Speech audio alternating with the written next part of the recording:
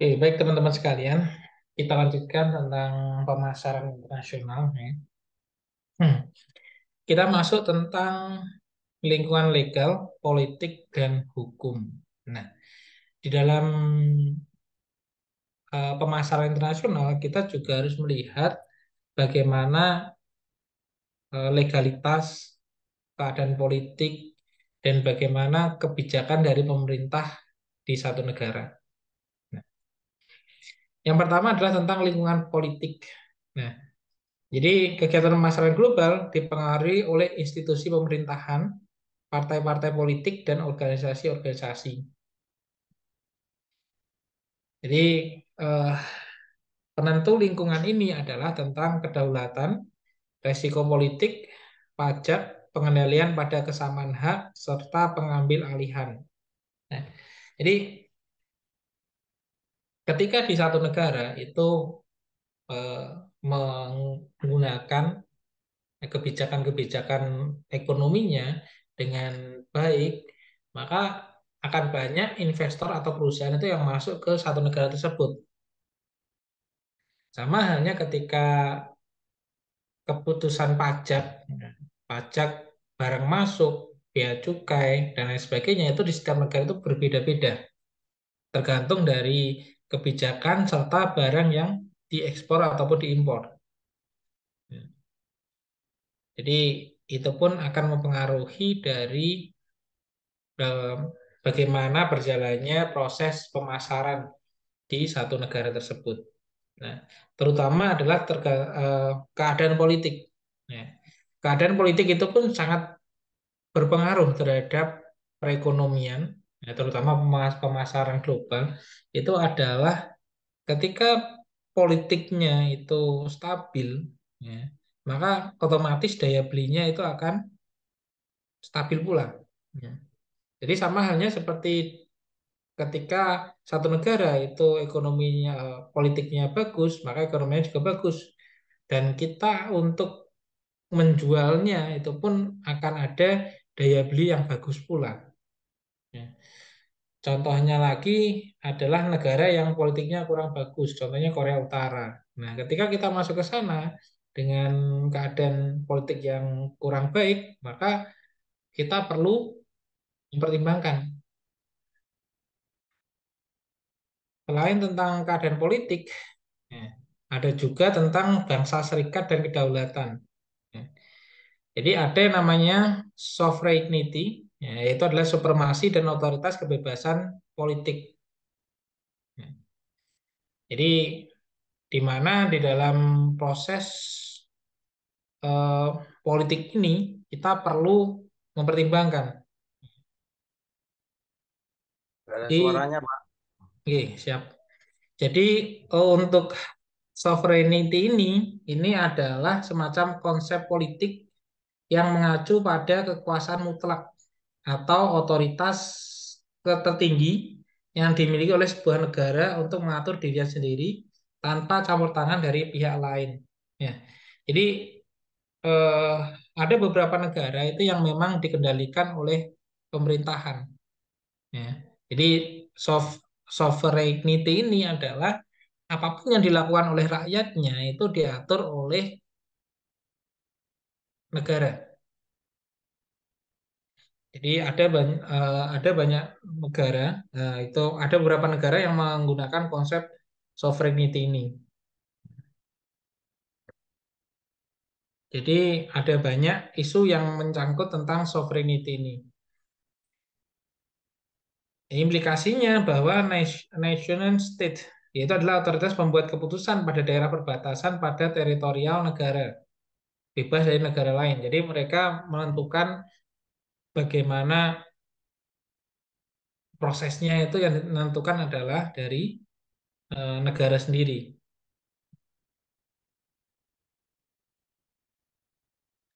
Untuk national state activities-nya itu dia diatur oleh economic development, ya, dan juga political and economic system.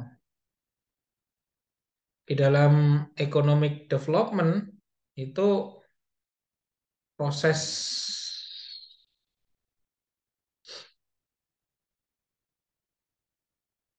Ya.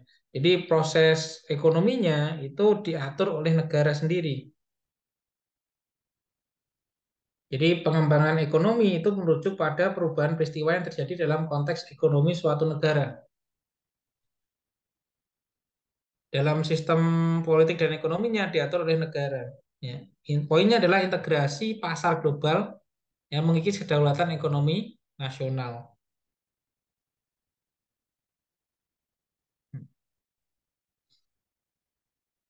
Resiko politik yang terjadi, ya, jadi resiko kebijakan pemerintahan berdampak pada aktivitas-aktivitas perusahaan. Ya, jadi kita perlu memahami aturan-aturan yang berhubungan dengan produk maupun proses penjualan, ya, ataupun yang berhubungan dengan perusahaan. Ya. Kenapa demikian? Karena terkadang ya ada beberapa produk itu yang memang dilarang diperjualbelikan di satu negara. Ya. Nah, seperti itu. Atau ada pajak yang lumayan tinggi ketika mau menjual produk A, contohnya seperti itu. Nah, itu pun perlu dipertimbangkan bagaimana biaya operasionalnya, bagaimana harga jualnya, ya, itu pun perlu dipertimbangkan. Yang kedua adalah tingkat risiko politik yang rendah cenderung untuk menarik investasi yang lebih tinggi. Ya. Jadi eh, kenapa kok politik itu sangat berpengaruh terhadap ekonomi? Karena itu pun akan berpengaruh terhadap keadaan konsumen. Nah, jadi contohnya kemarin di isu pandemi, ya, itu kan daya beli masyarakat itu cenderung menurun. Mereka lebih tertarik untuk berinvestasi daripada membeli produk-produk yang eh, dalam tanda kutip kurang diperlukan. Nah, contohnya seperti itu. Maka tingkat resiko politik merupakan kebalikan yang proporsional untuk perkembangan perekonomian suatu negara. Jadi semakin kecil, nah, atau paling rendah tingkat resiko politiknya, cenderung semakin tinggi investasi yang datang ke satu negara. Begitupun sebaliknya, semakin besar tingkat resiko politiknya, maka semakin kecil investasi yang masuk ke satu negara. Nah, seperti itu.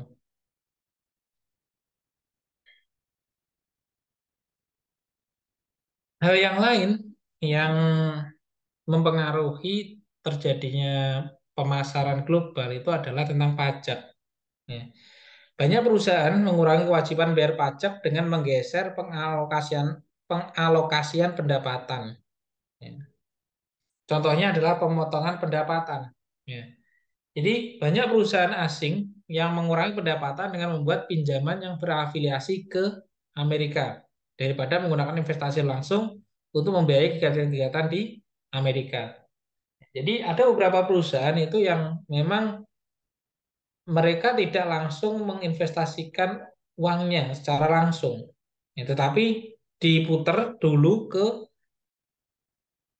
hutang. Nah, ilustrasinya seperti ini teman-teman. Jadi ketika kita ingin membuka suatu cabang di satu negara, sebenarnya perusahaan mampu untuk membuka dengan uangnya sendiri, tetapi pajaknya itu akan cenderung lebih besar daripada kita dalam tanda kutip berhutang. Ya, jadi ketika kita melakukan investasi, ya ini levelnya memang level investor, yaitu adalah kita contohnya mau investasi ke satu perusahaan. Nah, kita punya nih uang contohnya 1 M. Nah, itu kita pengen membuat perusahaan baru. Nah, yang modalnya juga 1 M, contohnya seperti itu. Nah, kita pun mampu sebenarnya untuk membuat atau membuka cabang baru dengan uang 1 M tersebut. Tetapi pilihannya adalah kita bisa mencari atau membeli suatu properti, contohnya rumah 1 M, lalu kita gadaikan untuk mencari pinjaman satu M atau 900 juta, contohnya seperti itu, ke satu bank. Ya, untuk apa? Untuk mengurangi pajak ini. Nah, itu yang dilakukan oleh investor-investor seperti itu. Nah, siapa tahu nanti teman-teman ketika eh, sudah besar, ya, punya uang yang banyak, itu lebih baik dalam tanda kutip itu bukan untuk perusahaan tetapi diinvestasikan dulu, baru digadaikan dan diputar lagi di perusahaan. Nah, itu karena pajaknya juga lumayan. Kalau 10%-nya dari 1 juta masih kecil, 100.000. 10%-nya 10 juta masih 1 juta. Tapi kalau 1 M itu kan sudah 100 juta sendiri. Ya, itu kan mempengaruhi perusahaan juga, ya kan? Subsidi Amerika mengurangi bunga yang dibayarkan pada pinjaman ini dengan cara demikian mengurangi beban pajaknya. Nah, di Amerika itu pajak atau bunganya itu cenderung lebih kecil daripada pajaknya. Nah, jadi seperti itu. Maka banyak perusahaan yang mengalokasikan eh, modalnya itu menggunakan hutang. Banyak perusahaan yang telah melakukan negosiasi bilateral tentang perjanjian pajak untuk menyediakan pinjaman pajak untuk membayar pajak luar negeri. Ada juga yang namanya dilution of equity control, yaitu adalah pengendalian pada kesamaan hak. Ya. Pada negara yang berpendapatan rendah, sering terjadi tekanan politik untuk pengendalian nasional dari kepemilikan perusahaan asing. Goal of national governance, ya, melindungi hak kedaulatan nasional. Pada negara-negara yang terbelakang, tekanan politik sering menyebabkan perusahaan untuk mencari partner lokal, yaitu strategic alliance atau joint ventures. Ya. Jadi ada beberapa negara itu yang memang ketika ada negara asing itu membuat kebijakan ketika Anda beli tanah di satu daerah, ya boleh, tetapi hanya kepemilikannya itu hanya 15 tahun. Setelah itu akan diambil alih oleh negara. Nah, itu ada kebijakan-kebijakan seperti itu. Ya, itu pun perlu apa namanya ditentukan juga. Ada juga contohnya di Kulon Progo, ya kan? Ketika Anda pengen buka Indomaret atau Alfamart, itu harus berpartner dengan masyarakat lokal. Dan namanya tidak boleh Indomaret atau Alfamart, pasar dengan toko rakyat. Nah, seperti itu. Seperti itu contoh dari kebijakan-kebijakan daerah. Jadi ketika teman-teman nanti jadi penentu kebijakan, itu bisa menjadi pertimbangan. Ya, melakukan hal seperti itu. Di pentingnya kekuasaan adalah seperti itu, teman-teman. Nah, ini tadi pengambil alihan. Jadi ada yang namanya expropriation, yaitu pemerintah bertindak untuk mencabut hak sebuah perusahaan atau investor. Nah, jadi pemerintah itu punya hak yang seperti itu. Ada juga nationalization, yaitu kepemilikan properti dan kekayaan ditransfer untuk pemerintah tuan rumah. Ada juga confiscation, penyitaan, yaitu nationalization without compensation. Nah, jadi kepemilikan properti tanpa adanya kompensasi. Ada juga creeping expropriation, ya, pengambil alihan secara perlahan.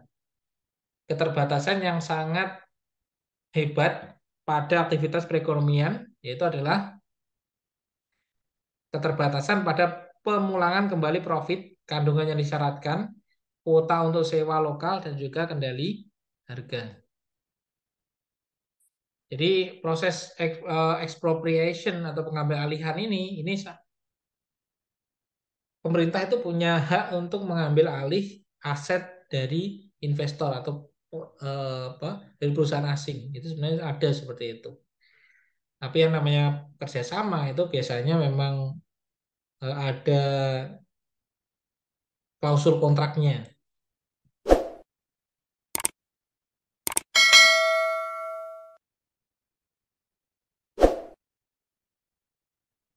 Berikutnya adalah hukum internasional, ya, atau international law, yaitu adalah peraturan-peraturan dan prinsip-prinsip negara mempertimbangkan untuk mengikat mereka sendiri. Ada dua kategori. Yang pertama adalah public law or law of national, yaitu hukum publik, dan juga international commercial law, yaitu adalah hukum komersial internasional. Jadi untuk apa hukum internasional ini? Ya, fungsinya adalah untuk mengurangi ketidakpastian hukum. Ya, usaha organisasi internasional untuk membuat panduan-panduan dengan cara apa? Dengan cara adanya mahkamah internasional.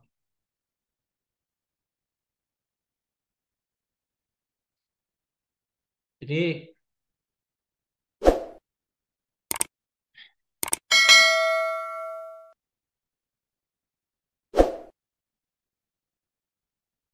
public law itu lebih ke mengatur ya, hubungan antara pemerintahan atau entitas publik dengan individu atau entitas lainnya. Ya. Jadi kalau public law atau law of nation itu lebih ke mengatur prinsip dan mengatur struktur fungsi dan kewenangan pemerintah serta hak, tanggung jawab dan kewajiban warga negara.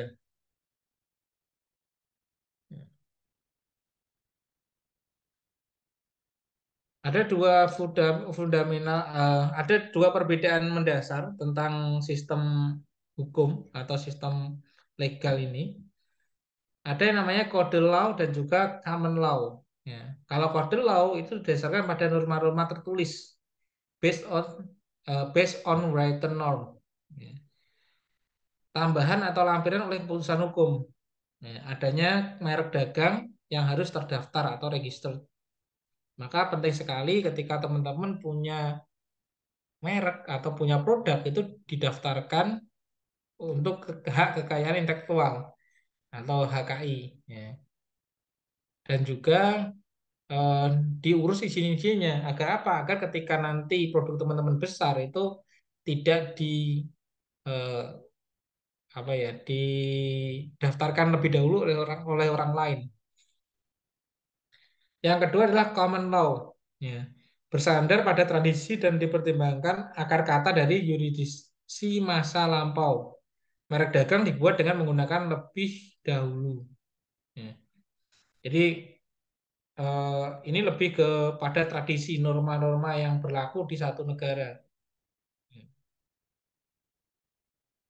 Jadi ada dua hal yang perlu diperhatikan oleh teman-teman. Hukum yang tertulis dan hukum kebiasaan atau budaya.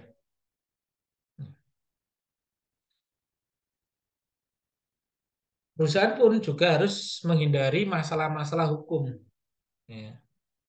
Jadi tentang adanya pendirian, ya, pendirian satu perusahaan, mengetahui tentang perjanjian dari pertemanan, perdagangan, dan navigasi. Ya. Jadi ketika kita mau mendirikan perusahaan di satu negara, kita perlu tahu bagaimana syarat-syaratnya, bagaimana perjanjiannya, bagaimana perdagangannya, bagaimana navigasinya, itu pun perlu dipelajari dulu ya, di satu negara. Karena beda negara, beda ketentuan. Yang kedua adalah jurisdiction ya, atau yuridiksi. Menentukan hukum nasional yang mana yang diterapkan ketika sebuah transaksi melintasi batas negara. Ya. Jadi ada banyak aturan yang terjadi, yang tertulis di satu negara dan itu pun berbeda-beda. Maka tentunya kita perlu mempelajarinya. Yang ketiga adalah intellectual property atau hak paten, di mana ini menjamin bahwa paten dan merek dagang terdaftar pada setiap negara bisnis yang dilakukan. Ya. Teman-teman nanti bisa coba cari ya, satu merek itu terkadang tidak hanya mendaftarkan di kategori tertentu ya, untuk menghindari penciplakan ya, atau eh, apa namanya ya, menjiplak ya, itu pun mereka mendaftarkan di beberapa kategori ya. Yang kedua adalah hati-hati terhadap peniruan ya, peniruan jiplak ya, atau pemalsuan atau pengkopian yang tidak berizin dan memproduksi sebuah produk. Nah, jadi kelemahan dari hak kekayaan intelektual ini ketika namanya sama, ya, tetapi kategorinya berbeda, itu pun bisa saja disetujui. Maka perlu adanya eh, pendaftaran hak kekayaan intelektual di beberapa kategori untuk menghindari ini. Karena ada kasus bahwasanya satu merek yang terkenal itu didaftarkan oleh orang lain. Dan ketika perusahaan itu yang punya merek itu pengen menggunakan mereknya sendiri, ya itu harus membayar dari pihak yang mendaftarkan lebih dulu merek tersebut. Jadi ketika teman-teman punya produk yang notabene akan besar, maka perlu daftarkan dulu hak kekayaan intelektual. Hmm. Untuk terjadi kedahuluan untuk mendaftarkan merek tersebut. Yang ketiga adalah hati-hati terhadap pembajakan, tidak adanya izin publikasi atau reproduksi hak cipta. Nah, ini pun juga banyak terjadi di masyarakat. Ya. Jadi ada merek yang sama, tetapi yang produksi beda, komposisinya juga berbeda. Itu pun juga terjadi. Kita pun juga harus mengetahui tentang perjanjian-perjanjian internasional. Ya. The Patent Cooperative Treaty. Jadi hukum-hukum yang ada di internasional tentang perusahaan.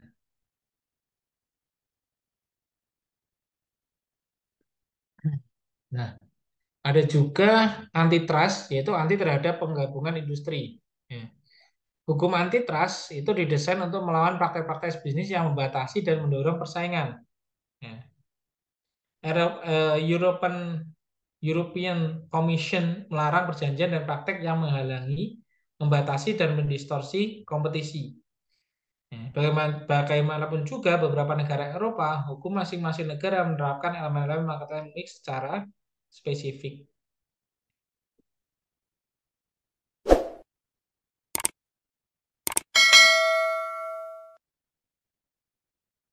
Nah,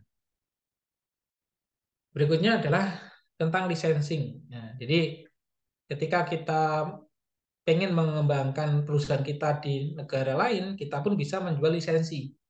Yaitu adalah perjanjian kontrak di mana lisensor mengizinkan lisensi untuk menggunakan patent, ya, trademark, trade secret, teknologi atau intangibilitas aset in return untuk membayar royalti.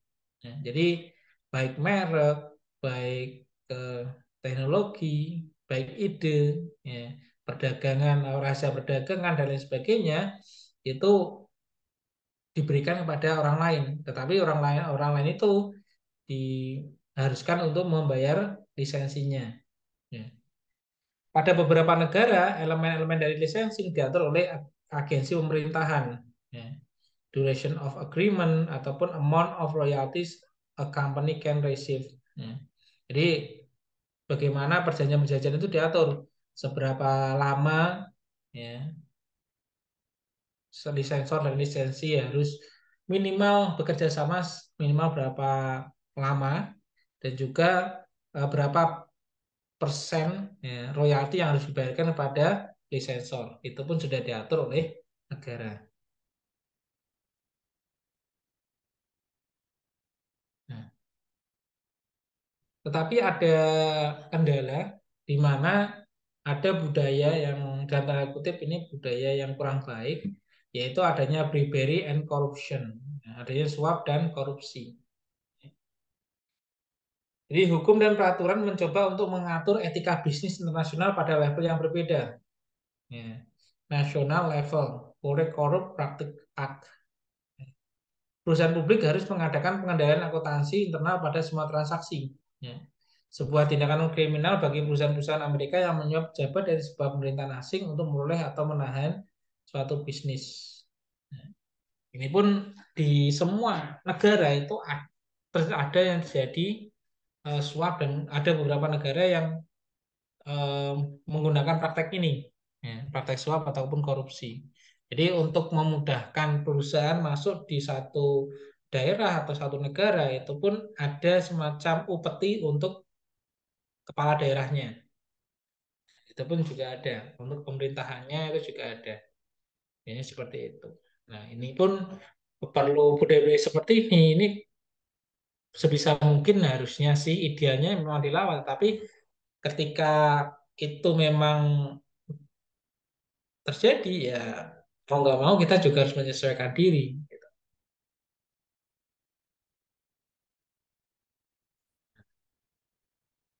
Ini yang biasa dilakukan oleh perusahaan-perusahaan, yaitu resolusi konflik, penyelesaian perselisihan, dan proses perkara. Ya. Perkara hukum internasional itu bisa sangat kompleks, ya, menghabiskan waktu dan biaya. Biasanya menggunakan extrajudicial, yaitu adalah pendekatan alternatif, sering merupakan cara lebih cepat, lebih mudah, dan lebih murah untuk menyelesaikan perselisihan komersial. Institusi seperti International Chamber of Commerce atau KADIN, Kamar Dagang Industri, telah membuat Courts of Arbitration yang dapat digunakan oleh perusahaan global. Nah, jadi ketika adanya perselisihan, ya, itu pun Kadin itu siap untuk sebagai jembatan, ya, untuk menyelesaikan masalah tersebut. Jadi, Kadin itu ada di seluruh negara sebenarnya.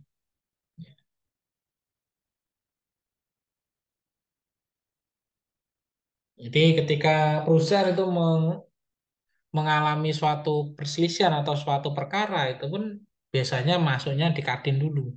Ya. Mereka menjadi konselor, ya, perusahaan berkonsultasi dengan Kadin atau biasanya minta tolong untuk diselesaikan masalahnya kepada Kadin, biasanya seperti itu.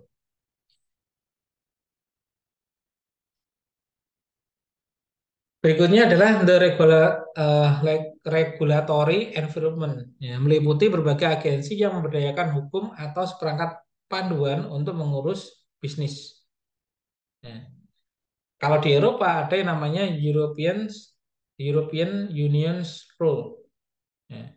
Jadi peraturan-peraturan dari Uni Eropa. Anggaran dasar dan petunjuk hukum komunitas, yaitu artikel and directive constitute community law, European Court of Justice, ya, mendengar perselisihan di antara negara anggota pada isu-isu perdagangan dan memecahkan konflik di antara hukum nasional dan Europe. Ya. European Union, ya, jadi Uni Eropa, Persatuan-Persatuan Negara Eropa. Nah, jadi ada juga agensi-agensi yang membantu untuk menyelesaikan masalah-masalah yang terjadi di Eropa. Itu pun juga ada. Nah,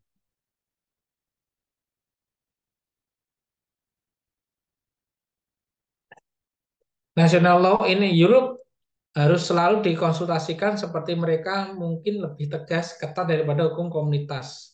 Ya. Ada juga WTO atau World Trade Organization Rule. Ya. Cikal bakal precursor, ya, precursor GATT didasarkan pada tiga prinsip, ya. Non-discrimination, open market, dan fair trade. Ya. Di mana seharusnya di dalam perdagangan itu tidak ada yang namanya diskriminasi. Ya. Jadi tidak ada yang namanya diskriminasi. Yang kedua adalah adanya pasar yang terbuka. Ya. Jadi lebih baik adalah dari WTO itu mengatur bagaimana pasar itu secara terbuka, ya, untuk penentuan harganya itu didasarkan pada pasar. Semakin tinggi permintaan maka akan semakin mahal. Seperti itu. Ada juga yang ketiga adalah fair trade, jadi perdagangan secara jujur. Ya, seperti itu.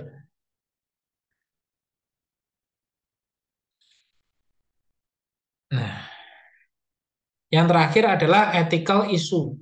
Ya, jadi isu-isu dari etika. Jadi etika di seluruh dunia itu berbeda-beda. Apa yang diterima pada suatu negara mungkin dipertimbangkan tidak etis di negara lain. Ya. To do the right thing dan menghasilkan publisitas, perusahaan-perusahaan dapat mengambil pendekatan aktif pada isu-isu etika. Jadi kita perlu mempelajari, kenapa kita perlu mempelajari etika-etika di satu negara, ya, karena itu untuk menghindari permasalahan ekonomi, permasalahan dalam perusahaan. Nah, jadi bisa jadi di satu negara itu etis, tapi di negara lain itu kurang etis. Ya. Bisa jadi di satu negara itu diterima dengan baik, tetapi di negara lain itu dilarang, ya kan? Seperti itu. Itu pun juga perlu dipertimbangkan. Nah, karena yang namanya isu-isu etika itu memang tidak tertulis, nah, tetapi itu dipegang teguh oleh beberapa negara, seperti itu.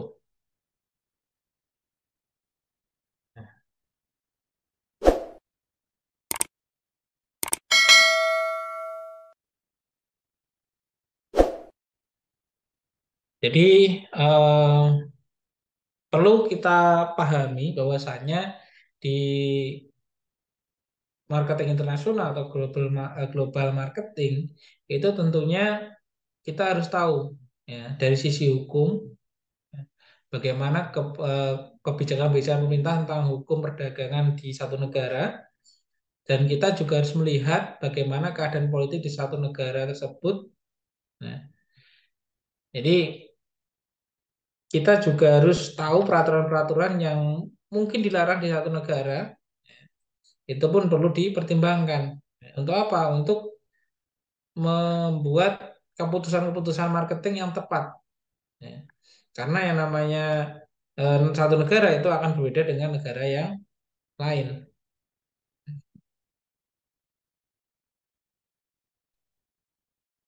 Dan itu pun tergantung dari kebijakan-kebijakan pemerintahannya. Contohnya di Cina, ya kan? Yang namanya di Cina itu tidak ada yang namanya TikTok karena mereka melarang produk dari luar itu masuk ke Cina. Dan mereka pun juga melarang Google untuk masuk ke Cina. Mereka punya mesin pencari sendiri dan lain sebagainya. Itu contoh-contoh dari kita pun tidak bisa melakukan ekspansi ketika memang sudah dilarang oleh pemerintah. Seperti itu. Lebih ke seperti itu. Ya, mungkin dari sini ada yang ditanyakan teman-teman tentang lingkungan legal, politik dan juga hukum dari pemasaran internasional.